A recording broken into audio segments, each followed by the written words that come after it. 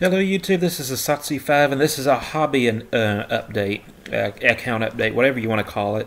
There was a new hobby that I'm getting very interested in. I've been interested in it for a while now, and if you don't know what horology means, it's the study of time and the measurement of it.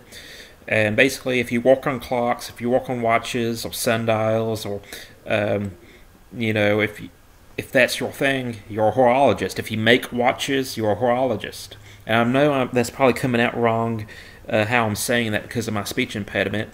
But think of hour, like an hour of time. Horologist, horology. Not whore as in the profession. But anyways, this all started... well, I've been interested in mechanical watches for a while now, and I have a growing collection that some of them I haven't shown you, some of them I have shown you, but this started because I wanted a diver watch. I wanted a watch that I could wear to the beach, to the nightclub, out in public, and dressed up, dressed down. I wanted a very versatile watch, and I wanted it to be extremely waterproof. So if I wanted to scuba dive with it, I could scuba dive with it. And so I was looking at Citizen and Seiko's. And just for the fun of it, I went ahead and looked at a Rolex and a Omega. Not in person, but I did look them up on their website and look at them. But I looked at Omega and Rolex, and that's like, no way. That's not going to happen. But anyways...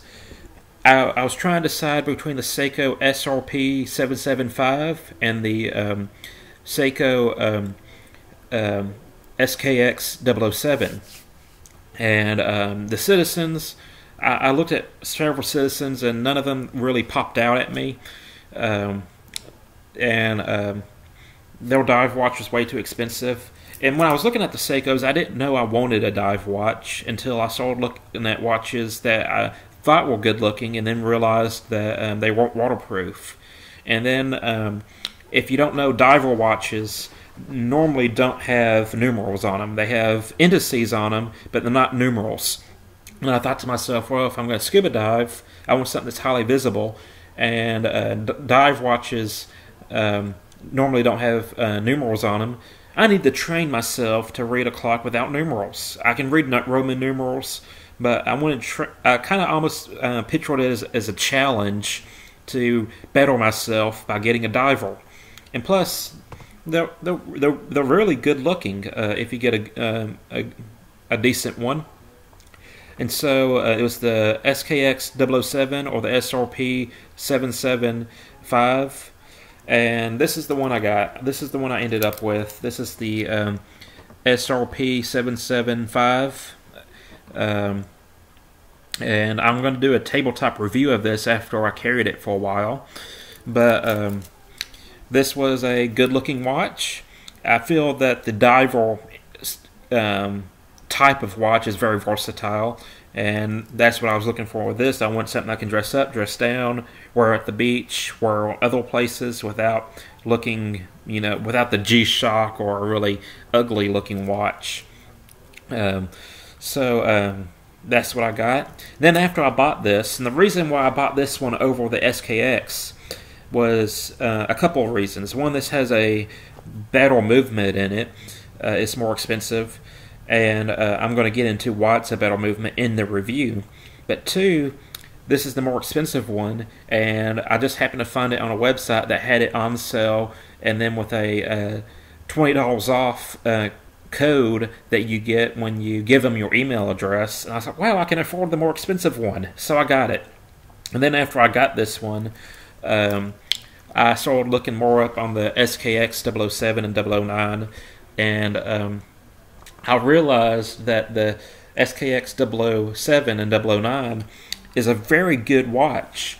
Even though it's more affordable, has a less fancy movement in it, but they're like the Honda Civic of the watch world. People buy the 007s and they customize them and mod them out and make them to very good-looking watches. They're not ugly, but they make them into very beautiful custom watches. And I wanted to do that. I wanted to buy me a SKX 007 and mod it out to fit my personal style. So I got this from Amazon. This is a watch repair toolkit. It comes with a book about watch repair and how to use the tools and stuff. And I want to get me a XKX after I get another paycheck or maybe 2 paychecks under my belt. I want to buy a SKX and mod it out to fit my style. And the SKX is a very robust watch. I'm probably going to wear it more frequently than this one. I'm going to definitely wear this one to the beach because I'm not going to take the case back off. So this one's going to be very waterproof.